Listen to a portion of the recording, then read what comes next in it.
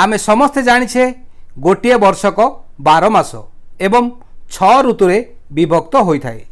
आमे आज ये भिडियो रे जानिबा 6 ऋतु कौन कौन से गुड़िकर नाम एवं सही ऋतु गुड़िक केउ केउ मासरे आसी थाए। एही 6 ऋतु विषय रे आज आमे ए भिडियो रे संपूर्ण विवरणी जानिबा। नमस्कार फ्रेंड्स, मु जयराम दास, आपण माने देखुचंती जीवन आलोक यूट्यूब चैनल। ग्रीष्म ऋतुटी जहाँकि बैशाख एवं ज्येष्ठ मासरे आसी थाए। वर्षा ऋतुटी आषाढ़ एवं श्रावण मासरे आसी थाए। शरत ऋतु भाद्रव और आश्विन मासरे आमको अनुभूति हुए। हेमंत ऋतुटी कार्तिक और मार्गशीर मासरे आसी थाए। शीत ऋतुटी पौष एवं माघ मासरे आसी थाए। बसंत ऋतु जहाँकि ऋतु मानकर राजा ऋतुराज कहा जाए। यही ऋतुटी फाल्गुन एवं चैत्र मासरे आसी थाए। जदि आमे यही 6 ऋतु परे गोटे टिप्पणी लिखिबा तेबे गोटे सुंदर रचना हेबो। ता किपरि लिखि परिबा चलंतु आमे देखिबा। ग्रीष्म ऋतु बैशाख और ज्येष्ठ मास को कहा जाए।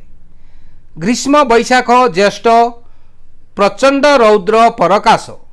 भक्त कवि मधुसूदन दास यही कविताटी को लिखिथिले। यही ग्रीष्म ऋतुरे प्रचंड रौद्रता परे वृक्षलता पशुपक्षी माने अनेक कष्ट पाती।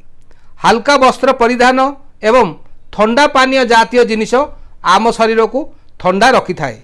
आंब पणस ताल सपुरी आदि फल खाद्य उपयोगी यही ग्रीष्म ऋतुरे होई थाए।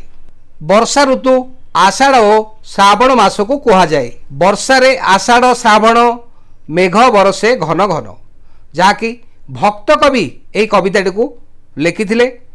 वर्षार आगमन रे गछलता पशुपक्षी आनंदित होती।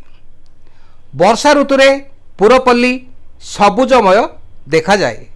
आकाश रे 7 रंगर इंद्रधनु देखा मिले एवं कदम्ब किया केतकी चंपा फूल फुटी जकमक यही वर्षा ऋतुरे होई थाए। शरत ऋतु भाद्रव आश्विन मास को कहा जाए।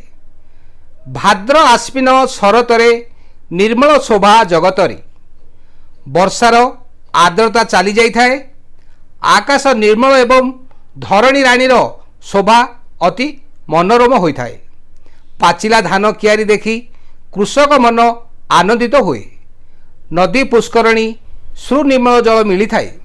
हेमंत ऋतु कार्तिक और मार्गशीर मास को कहा जाए। हिमे कार्तिक मार्गशीर रातिरे पड़ई शिशिर। हेमंत ऋतु शीत ऋतुर आगमन पूर्वरु ऋतु जेउठी रात्रि काल रे शिशिर पड़े।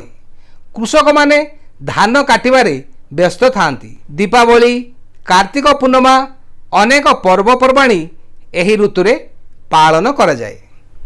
शीत ऋतु पौष और माघ मास को कहा जाए।